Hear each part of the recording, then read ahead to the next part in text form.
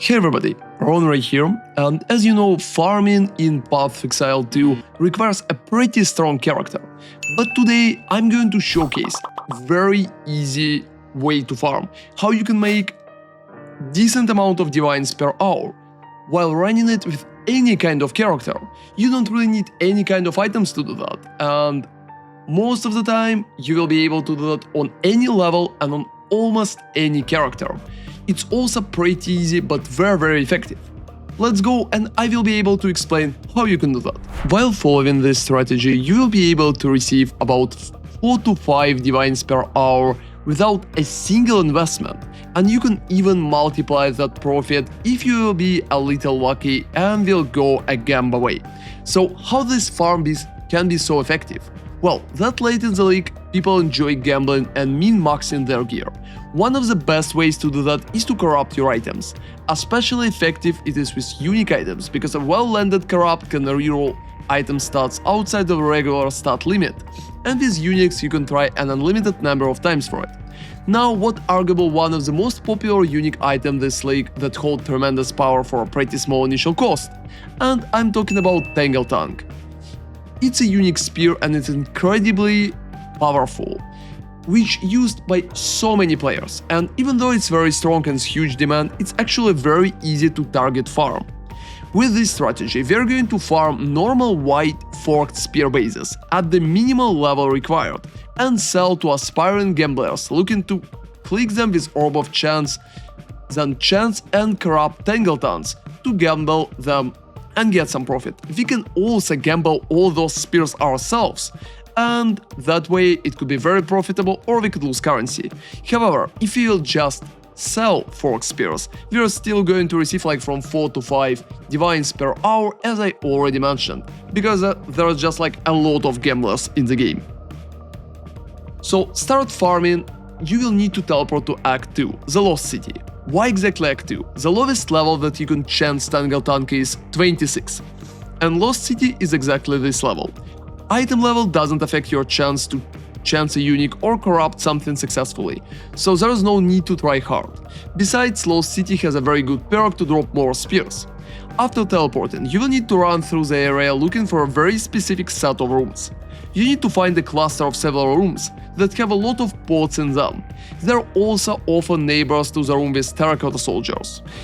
However, for me, pots has always been the main source of spears, not the monsters themselves, so you will need to just focus on pots. Find the room that has like 2 tombs that usually go like up and down or left and right, and that room will probably have a lot of pots and you'll need to focus on it. The waypoint that I usually prefer to use is the one provided by the gallery encounter, the one where you kill a huge scarab and it spawns a bunch of bugs on you. However, the location can spawn in a weird way, so if you found a different setup, just stick to it. To destroy the pods more effectively, I prefer using some AoE spells. For example, here I'm using Ice Nova with increased AoE and astral projection.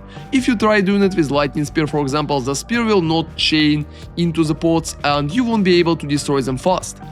But if you're using a big AoE spell such as Ice Nova, it will be very comfortable. Damage itself is not important, pods require only one hit to fall apart, and you can literally equip any AoE spell that you like that can hit them. Let's imagine that you destroyed all the pods and cleared all the rooms. Now it's time to reset the area.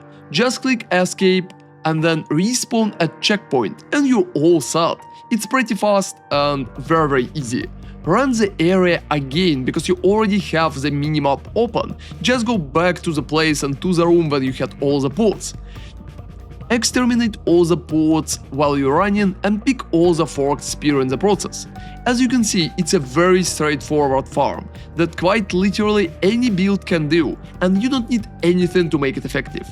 It can be a bit boring, but if you're low on currency or just want to enjoy easy 5 divines per hour and can push into higher end game, that could be a very great idea for you. Keep in mind that forked spear drops are not guaranteed, sometimes you might clear the pot rooms and have no drop.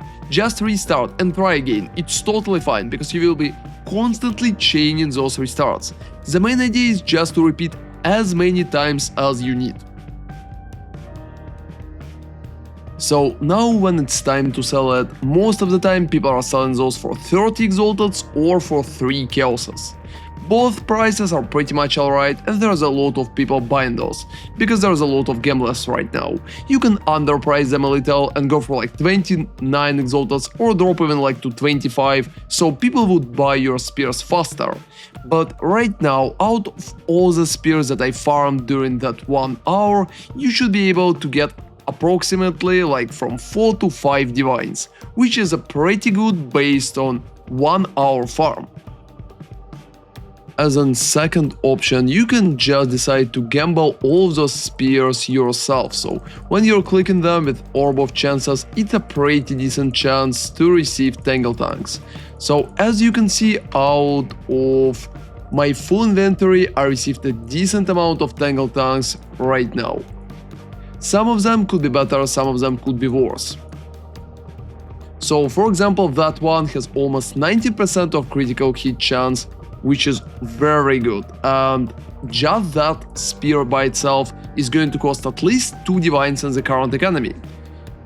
Some of them, like second one here with 18 and 76, is going to cost 2 divines as well, so I practically made 4 divines already just from 2 spears like that. And the rest, like here is one again with the highest percentage, so 18 and 82, it's approximately 2 divines as well. Some of them will be like very bad, like 10% right here, or 11%. It's pretty much a gamble, but here, for example, I have almost a perfect one, and as you can see, I chanced it just right now. So sometimes your gamba is going to hit and you're going to make more currency. Sometimes it's not going to hit and you can lose currency. Make sure that if you are gambling, you understand that that situation could be a little jumpy and you can lose currency in some situations. But sometimes you're going to make a jackpot like that. The next step would be just to corrupt the Tangletongue. And if I will hit good, it can cost up to 100 divines. But even if I will not hit good, it still could sell because just the crit itself is pretty high. If you're going to corrupt, make sure that your AD and sockets to Tangletongues, and you can also add like quality, because it could be important for some people. Another cool trick, if you got like 3 spears which are obviously bad, like 10% critical hit chance, it's obviously not going to sell in the current economy. You can just go to Reforge and Bench, you can add 3 bad spears like that, and click Reforge. You're going to receive a random one, and just look, I'm hitting 19 and 89 again, which is very cool. So talking about running that whole thing faster, I recommend to use Thrill Steel Spired Great Helm. It can give you Onslaught, which will provide at least 10% increased movement speed.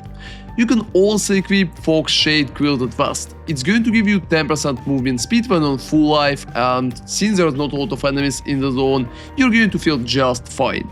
Using any kind of boots with at least 25 to 30% movement speed would be cool, and if you have rares with like 35%, it will be even faster.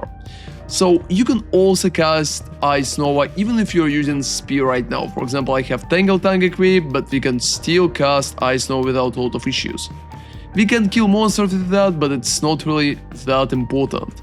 You can use Lightning Spear, for example, just to kill monsters, and after that you can use Ice Nova to destroy the pods.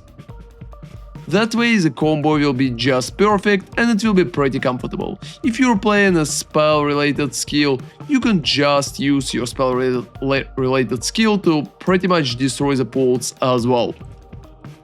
So I also recommend for that farm to use Ventor's Gamble with reduced rarity of items. Make sure your rarity is kinda 0 and perfectly you can have Ventor to make it negative, because with negative rarity there will be better chances for you to drop just normal items instead of magic or just rare items. That way, at least one Ventor Gamble is recommended in my opinion to make it as comfortable as possible. But please keep in mind that I got really lucky during that showcase and usually it's not going that good.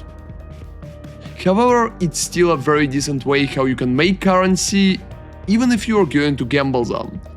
And even if you're not going to gamble, you can just sell for like from 20 to 30 exaltals approximately, or for 2 or 3 chaoses, depends on the current market situation. So that should be a pretty stable farm, because people will keep buying Tangletongues for a pretty long time. And I think it's a very good option right now, because you can do it on any build, and if you will run faster and use negative rarity, your upside is going to be pretty big as well. Hope it's going to help you to make some currency in the process. Thank you very much for watching, and ronarray out.